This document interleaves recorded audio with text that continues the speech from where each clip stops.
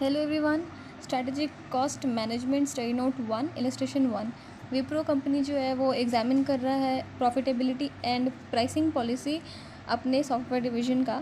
Software division जो है वो डेवलप करता है सॉफ्टवेयर पैकेजेस फॉर इंजीनियर्स। उसके पास 3 डेटा कलेक्टेड है for recent packages. ECE package for electronic and communication, BCE package for computer engineers, and CI package for industrial engineers. Summary chart is given over 2-year cradle to grave product lives are. So package का summary दिया हुआ है, selling price and number of units sold in year 1 and year 2. Assume that there is no inventory remains on the hand at the year of 2. Wipro is deciding which product line to emphasize in its software division. In past 2 years, profitability of the division has become mediocre. Okay, so Wipro is particularly concerned with the increase in R&D cost in several divisions. Analysts at software division pointed out that one of its most recent packages, i.e. major efforts had been made to reduce R&D costs. Last week Amit जो एक software division manager है वो decide करता है life cycle costing use करेगा अपने division पे. Okay, he collects the following information like life cycle revenue and cost information for the package. So हमें product life cycle income statement बनाना है ईच सॉफ्टवेयर पैकेज के लिए, और कौन सा इसमें से मोस्ट प्रॉफिटेबल और least profitable. Life cycle costing जो है वो एक प्रोडक्ट या फिर एक प्रोजेक्ट का पूरा कॉस्ट असर्टेन करता है ओवर इट्स प्रोजेक्टेड लाइफ. मतलब एक प्रोजेक्ट या प्रोडक्ट पर कितना खर्च किए हैं और कितना करने वाले हैं वो सबको लेकर चलना पड़ेगा. Income statement in rupees thousands. Sale से कॉस्ट लेस करके प्रॉफिट निकाल लेंगे ईच पैकेज का. सो ईयर 1 में पैकेज ECE का 5 लाख, ईयर 2 में 20 लाख का था, तो टोटल 25 लाख का उसका रेवेन्यू है 100% में. देन R&D में उसका 7 लाख का 700/2500 इक्वल्स टू 0.28, दैट इज़ 28%. इसी तरह से डिज़ाइन का जो 1,15,000 और 85,000 ईयर 2 और ईयर 1 का दिया हुआ है वो इनपुट बिठाकर देन उसको ऐड करके 200 आ जाएगा. Then 200 divide by 2500 will get 8%. Similarly बाकी सबका भी करके टोटल कॉस्ट को ऐड कर लेंगे, वैल्यू आएगा 1065. देन इससे इस टोटल दोनों ईयर 1 ईयर 2 का ऐड करके वैल्यू आ जाएगा 2150. So will less it from 2500 जो रेवेन्यू उसे लेस करके प्रॉफिट निकाल लेंगे.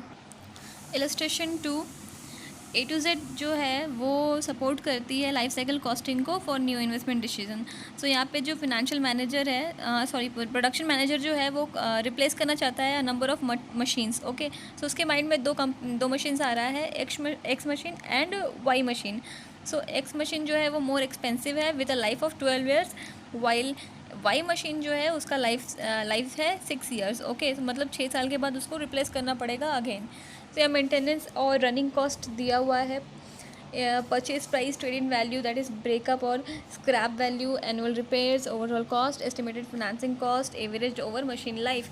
You are required to recommend with supporting figure which machine to purchase. Okay, so this is a concept based like capital budgeting.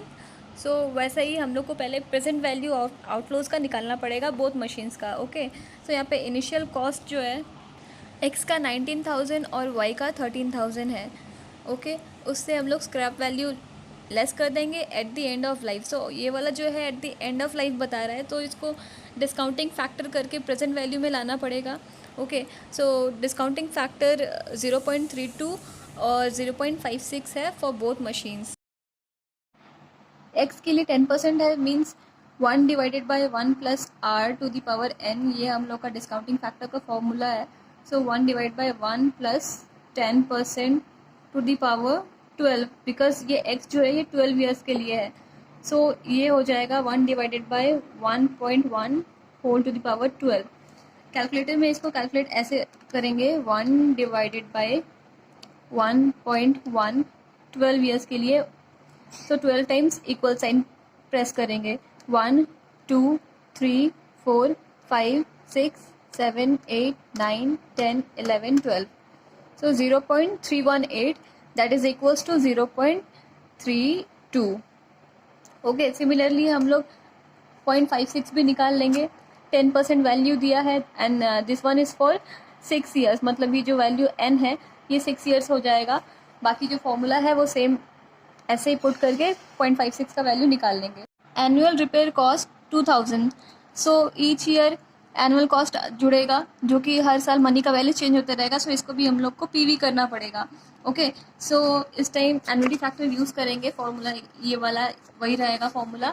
यहाँ पर क्या करना है कि सारा साल का हम लोग को ऐड करके पीवी करना पड़ेगा, दैट इज़ कैलकुलेटर में ये वाला टोटल करने के बाद ऐड करके मेमोरी प्लस करेंगे, फिर ऐड करके फिर इक्वल साइन करके मेमोरी प्लस, ये रिपीट करते रहेंगे 12 नंबर ऑफ टाइम्स। तो हमारे पास हर साल का जो पीवी है वो एडअप होके सम टोटल हो जाएगा। प्रैक्टिकली ये करके ऐसा आएगा। So 1 divided by 1.1, 1 divided by 1.1, so then equal sign press किए, सो ये पहले साल का आ जाएगा। देन हम लोग मेमोरी प्लस करके फिर equal sign for second year, तो ये सेकेंड ईयर का आ गया। ऐसे 12 साल के लिए करना पड़ेगा। सो मेमोरी प्लस 3, 4, 5, 6, 7, 8, 9, 10, 11, 12। देन हम लोग 12 साल के लिए कर दिए। देन फाइनली हम लोग को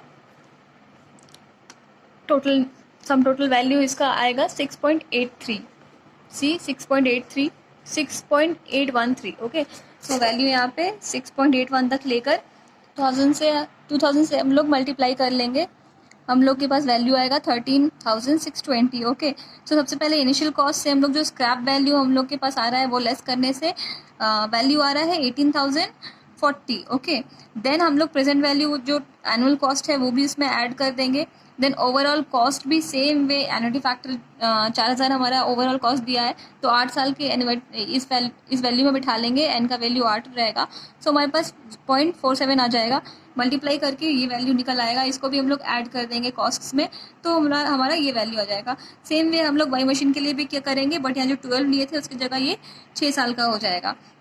देन उसमें क्या करेंगे हम लोग, ये तो टोटल 12 ईयर्स का वैल्यू आ रहा है, तो इसको हम लोग 6.81 जो हमारा एनुअलिटी फैक्टर आया था उससे डिवाइड कर देंगे, तो इस साल का वैल्यू आ जाएगा, और सेम वे इसका भी आ जाएगा। तो दोनों में से जिसका वैल्यू कम पड़ रहा है वो फेवरेबल होगा। ओके, सो यहाँ पर एक्स मशीन जो है उसका कॉस्ट जो है लेस है, so it is better to purchase the same, तो ये वाला मशीन परचेज होगा। इलस्ट्रेशन 3, कंपनी एक्स को 2 मशीन में चूज़ करना है, A and B. Okay, so 2 machine identical capacity है दोनों का और एक ही काम करता है, लेकिन मशीन ए का कॉस्ट 1.5 लाख है और ये 3 साल तक टिकेगा, और इसका रनिंग कॉस्ट जो है 40,000 पड़ेगा पर ईयर। मशीन बी जो है इकोनॉमी मॉडल है जिसका कॉस्ट सिर्फ 1 लाख है, लेकिन वो सिर्फ 2 साल ही टिकेगा, और इसको चलाने का पर ईयर खर्चा है 60,000। ये रियल कैश फ्लो दिया हुआ है, cost are forecasted in rupees, मतलब ये रुपीज़ में है ये इसका कॉस्ट, और टैक्स इग्नोर करना है। अपॉर्चुनिटी कॉस्ट ऑफ कैपिटल 10% दिया हुआ है। कौन सा मशीन चूज़ करेगा, कंपनी एक्स। ठीक है, सो सबसे पहले compounding present value of 3 years, ऐसे ही होगा जैसे पिछले सम में हुआ था, 10% का रेट दिया हुआ है, सो 1 डिवाइडेड बाय 1.1 आ जाएगा। ये 3 साल के लिए दिया हुआ है, so for 3 years that is equal sign, ये पहला साल के लिए मेमोरी प्लस कर देंगे, इक्वल साइन दूसरे साल के लिए मेमोरी प्लस, तीसरे साल के लिए मेमोरी प्लस, देन टोटल, सो 2.48 हमारा वैल्यू आ जाएगा, 2.486। सो ये कंपाउंडिंग प्रेजेंट वैल्यू को लेके हम लोग present value of running cost निकाल लेंगे 3 सालों तक का, क्योंकि 40,000 तो इस साल का दिया हुआ है, लेकिन ये 3 साल तक तो इसका खर्चा निकलेगा, क्योंकि ये मशीन 3 साल तक चलेगी, इसलिए हम लोग जो 40,000 है इंटू ये कंपाउंडेड पीवी में हम लोग मल्टीप्लाई कर देंगे, टोटल वैल्यू आ जाएगा। सिमिलर वे से हम लोग मशीन बी का भी निकाल लेंगे, उसके बाद स्टेटमेंट बनाएंगे इसका, जैसे कि कैपिटल बजटिंग में बनता है, कॉस्ट ऑफ परचेज जो है मशीन ए का 1.5 लाख और बी का 1 लाख, रनिंग कॉस्ट हम लोग ऐड कर देंगे जो अभी निकाले हैं, तो हम लोग का पीवी ऑफ कैश आउटफ्लो आ जाएगा in 3 years and in 2 years. Okay, क्योंकि मशीन बी तो सिर्फ 2 साल ही टिकेगी ना, इसलिए। Then equivalent present value of annual cash outflow निकालने के लिए जो हमारा ये वैल्यू आया था 2.486 और 1.735 से हम लोग डिवाइड कर देंगे, तो हमारा आंसर आ जाएगा। देन इसमें से जो कॉस्ट कम पड़ रहा है that is machine A, since the amount of cash outflow of machine B is higher, therefore machine A can be purchase. इसका कॉस्ट ऑफ आउटफ्लो कम है, इसलिए ये परचेज किया जाएगा। Illustration 4, A and company is contemplating whether to replace an existing machine or to spend money on overhauling it, मतलब machine को replace करना है कि उसी को रखना है, यही डिसीजन मेक करना है हम लोग को। सो रिप्लेसमेंट जो कॉस्ट है, नया मशीन का कॉस्ट पड़ेगा 90,000 और उसका मेंटेनेंस कॉस्ट पड़ेगा 10,000 eight the end of every year. ठीक है, 8 सालों तक के लिए। 8 साल बाद इसका सैल्वेज वैल्यू पड़ेगा 20,000। ये नया मशीन का बात हो रहा था। अब पुराना मशीन जो है एग्जिस्टिंग मशीन, उसका यहाँ पर चार्ट दिया हुआ है, ईयर 1 2 3 4 और मेंटेनेंस कॉस्ट दिया है और सैल्वेज वैल्यू दिया है। ये सैल्वेज वैल्यू जो है इसका प्रेजेंट वैल्यू भी बोल सकते हैं। इस साल 40,000 है, नेक्स्ट ईयर घटकर इसका सैल्वेज वैल्यू से 25,000 ही बचेगा and so on. Opportunity cost of capital दिया है 15%।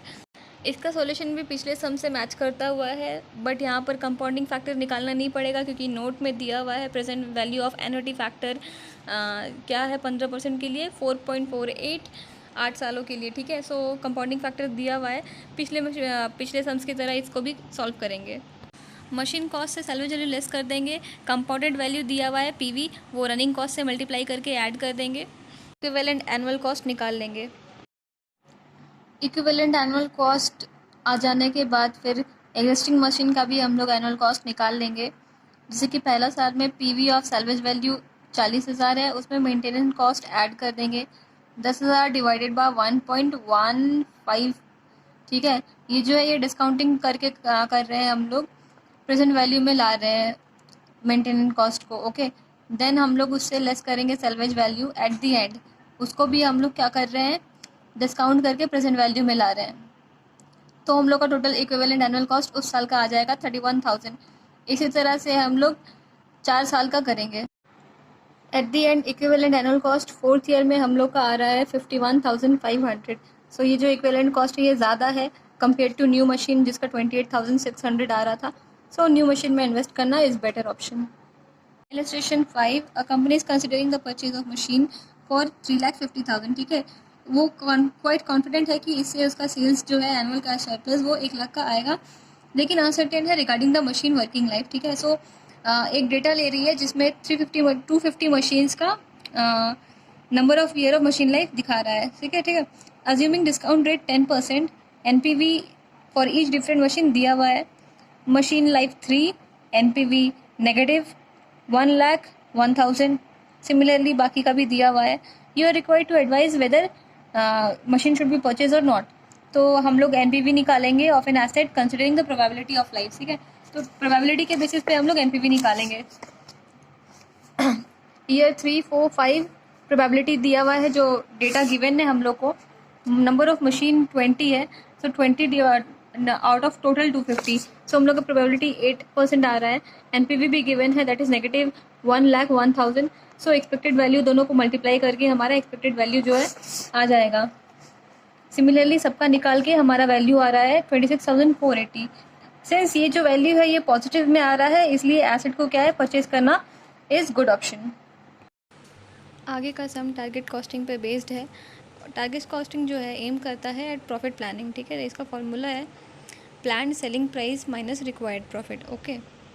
इलस्ट्रेशन 6 में मैन्युफैक्चरिंग कंपनी बी अपने प्रोडक्ट को सेल करती है 1,000 रुपये पर यूनिट, ओके। और इसके कंपटीटर्स जो है वो प्राइस को रिड्यूस कर रहे हैं बाय 15%। बी 20% से प्राइस कट कर रहा है। प्रेजेंट वॉल्यूम 1.5 लाख जो है इससे 2 लाख तक बढ़ जाएगा और target profit 10% on sale earn करना चाह रहा है बी, ओके। सो डेटा दिया हुआ है और कैलकुलेट करना है target cost per unit. So easily हो जाएगा। टारगेट सेलिंग प्राइस दिया हुआ है और प्रॉफिट मार्जिन पे दिया हुआ है, सो कॉस्ट इजीली निकाल लेंगे हम लोग। देन कॉस्ट पर यूनिट निकालना है, सो सेम पूरा कॉस्ट ऐड करेंगे, direct material labours and all. Target product profitability statement, sales जो 1,000 रुपये पर यूनिट था 20% रिड्यूस करके 800, उसमें हम लोग सारा cost of good sold like direct material labour, direct machining cost, overheads, सब कुछ टोटल कॉस्ट निकाल कर हम लोग लेस कर देंगे from sales. So will get gross margin 260। Then operating cost जो है research and design and marketing, इसको लेस कर देंगे। सो हमारा ऑपरेटिंग प्रॉफिट निकल के आ जाएगा